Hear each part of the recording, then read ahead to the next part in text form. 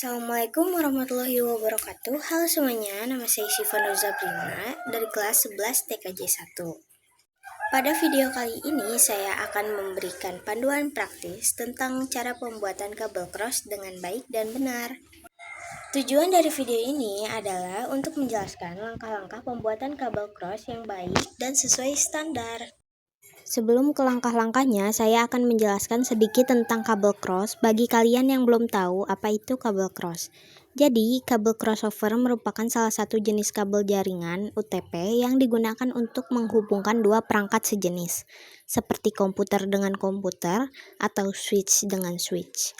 Kabel ini memiliki susunan urutan warna yang berbeda di setiap ujung konektornya, sehingga dapat mendukung proses komunikasi data antar perangkat dengan baik.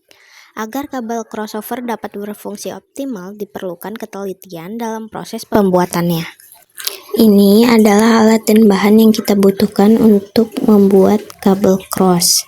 Yang pertama, ada kabel UTP. Ini adalah bahan utama dalam pembuatan kabel cross. Yang kedua, ada gunting.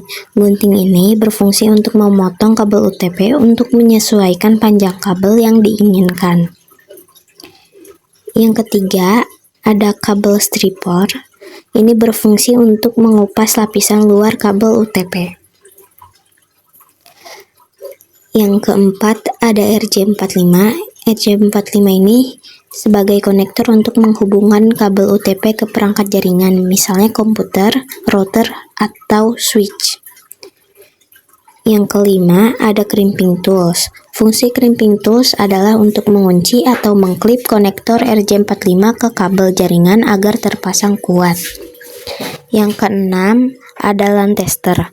LAN tester berfungsi untuk menguji dan memastikan koneksi serta urutan kabel jaringan LAN seperti kabel UTP terpasang dengan benar dan menyala di alat tester tersebut. Langkah pertama adalah memotong kabel UTP menggunakan gunting agar panjangnya sesuai kebutuhan.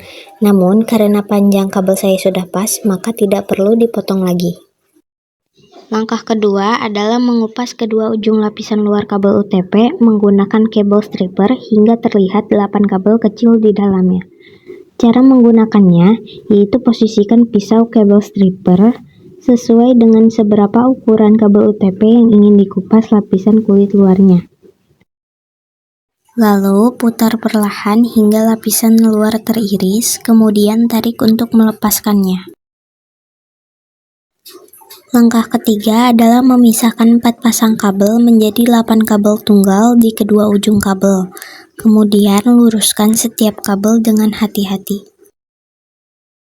Langkah keempat, susun kabel pada ujung pertama menggunakan urutan warna standar T568A, yaitu putih hijau, hijau, putih oranye biru, putih biru oranye, dan putih coklat coklat.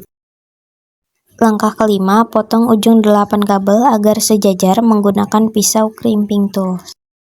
Langkah keenam, masukkan kabel yang sudah sejajar ke konektor RJ45, lalu kunci menggunakan crimping tools.